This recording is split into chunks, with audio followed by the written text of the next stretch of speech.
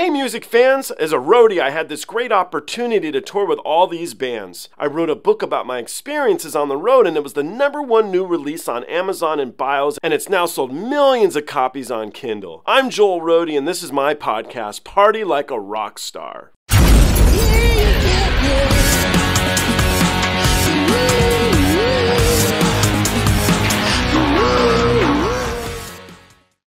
Have you ever heard of a singer by the name of Dimash? No. This is my next episode with my friend Frank Meyer. Frank is an author of a number of books, including On the Road with the Ramones, When the Wall of Sound Met the New York Underground, Van Halen, A Visual History, 1978 to 1985, and From Dude to Dad, The Diaper Dude Guide to Pregnancy. He's in 2 bands. One's called the Streetwalkin' Cheetahs, the other's called Trading Aces. He directed the film Risen, the story of Kron Hellraiser Smith, and he worked as senior content producer at Fender Musical Instruments from 2016 to 2020. His new film is called Freestyle 101 Hip Hop's History. It's out now. You can check it out at freestyle101movie.com to learn more, or you can click on the trailer here and see what the film's all about. I'm intrigued to see what Frank Meyer has to say about Dimash. Let's do it. So this is a performer by the name of Dimash. He is from Kazakhstan, and I think he's an incredible singer. This is my favorite performance of his. He has a large body of awesome work, like so many of these other artists, and maybe you'll want to listen to more of it. Nonetheless, this is my favorite performance, and this is the first one that I watched of his, and it made me want to see others. And so let's jump into this, and you can let me know what you think. Not metal this time, but okay, I like lots of different kind of music. Okay, all right, cool. Обладатель гран-при международного конкурса исполнителей эстрадной песни «Витебск-2015» Димаш Кудайберген, Казахстан.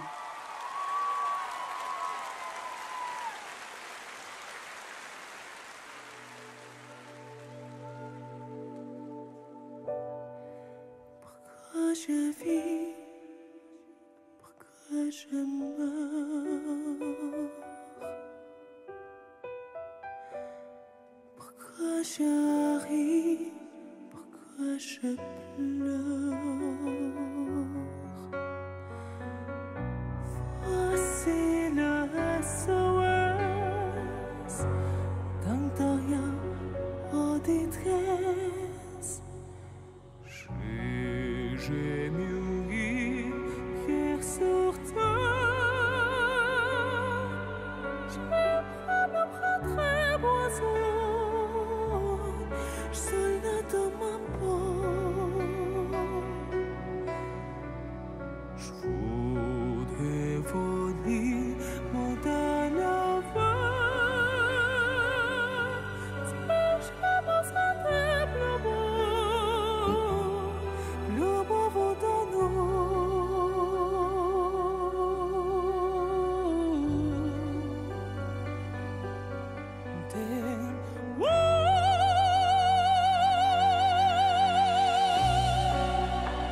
Jeu de jour qu'au fond de la vie, avec les bons dessinés, j'ai comme deux zombies, tu me t'avances, je sens quelque chose qui m'attire, qui m'attire, qui m'attire, voler,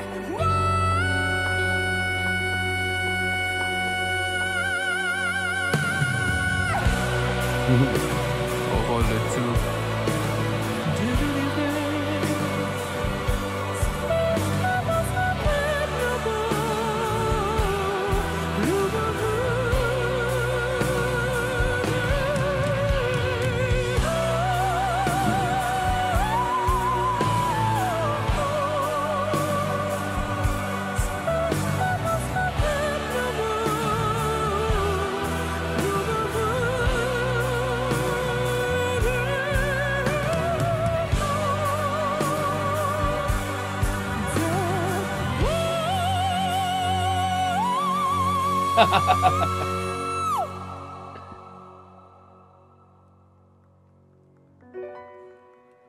Pourquoi je vis pourquoi je meurs,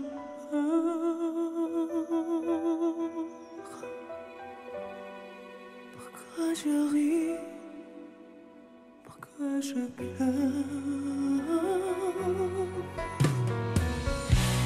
J'y crois comme elle est rose, elle était notre romance. J'ai des murs qui s'ouvrent, c'est je me sens de nouveau, je m'en vais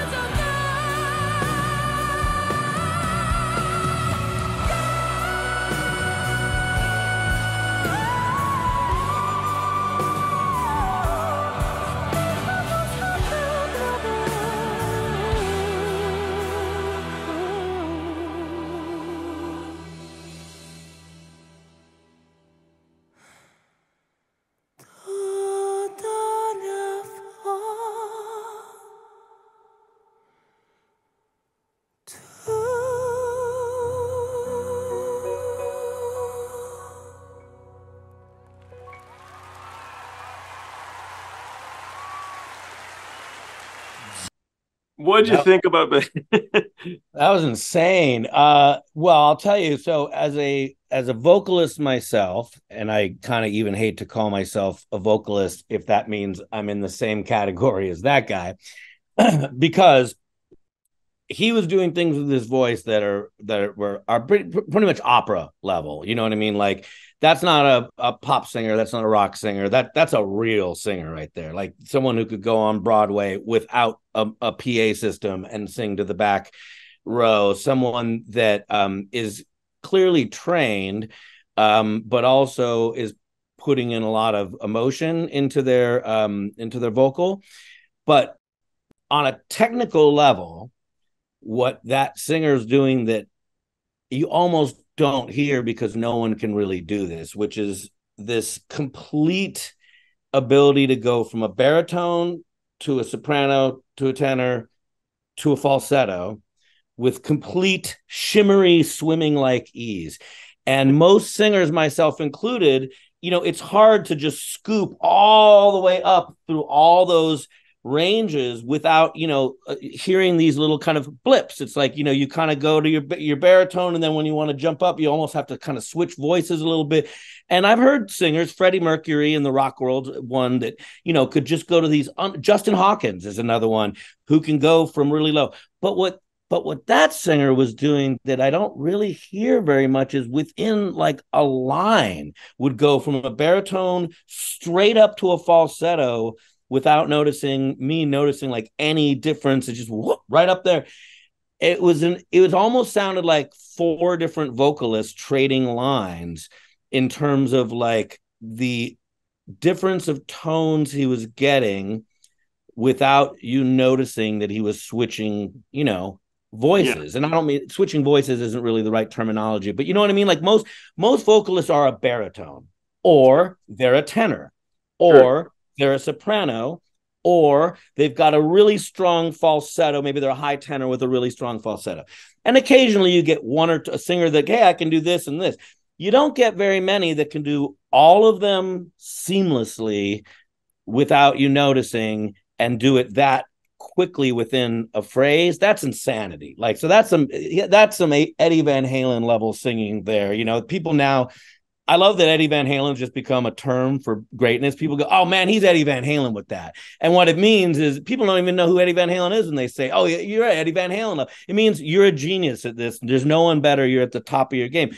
That was some Eddie Van Halen right there. That was some Eddie Van Halen singing that kind of almost at the level I've never even maybe heard in my life before. So incredible. I'm glad you liked it so much. So I think some of Dimash's success, or a great portion of all of our successes, are our parents. And Dimash's parents are singers as well, and they were very supportive of him.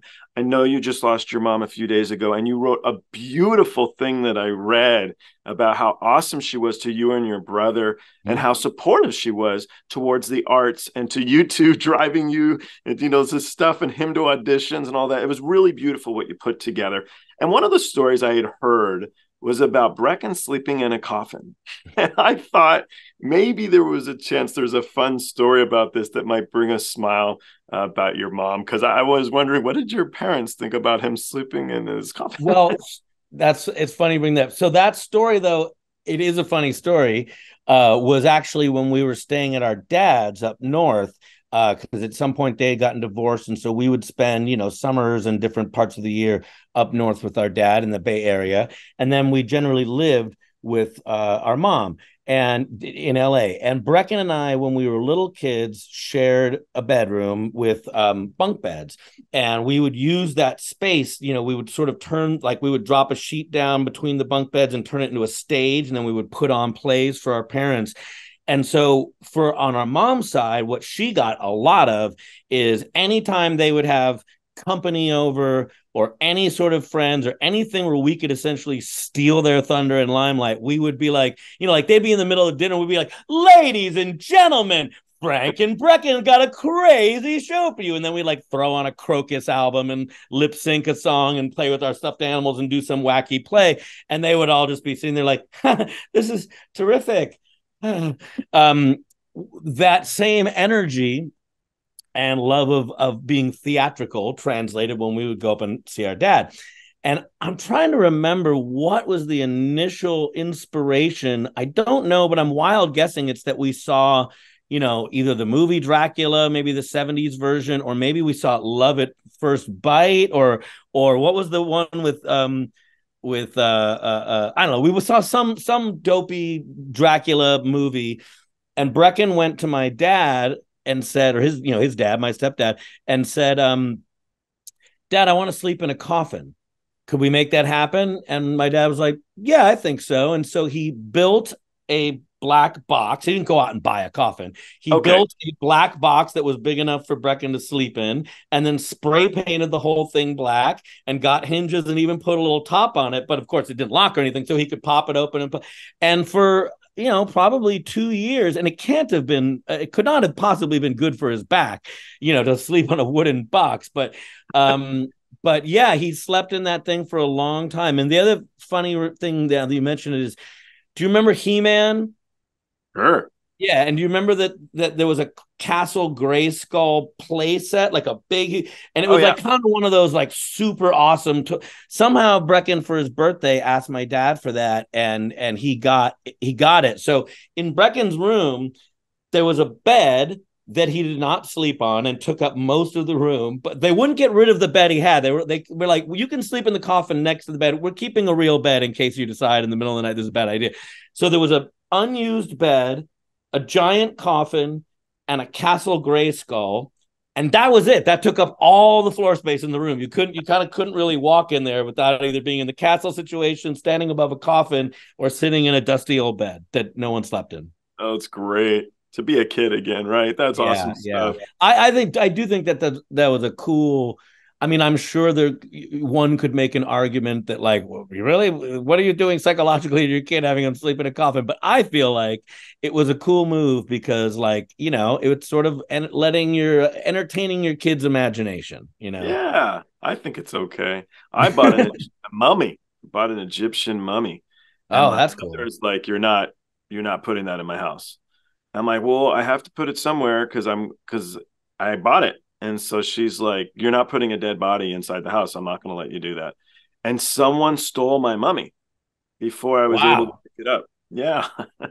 I mean, you're going to leave a sarcophagus lying around. Someone's going to steal it. Everyone knows that. Anyway, all right. I know our time is limited here, so if we can do one more, I have to think about what I should play you because I know we're dwindling down. The reason why I wanted to ask a little bit about you, it's fun to do reaction videos, but I really like for the people who watch this to get to know the guest a little bit, at least, because it's more fun that way. So let me think about what we can play for the last track, and we'll jump into that one.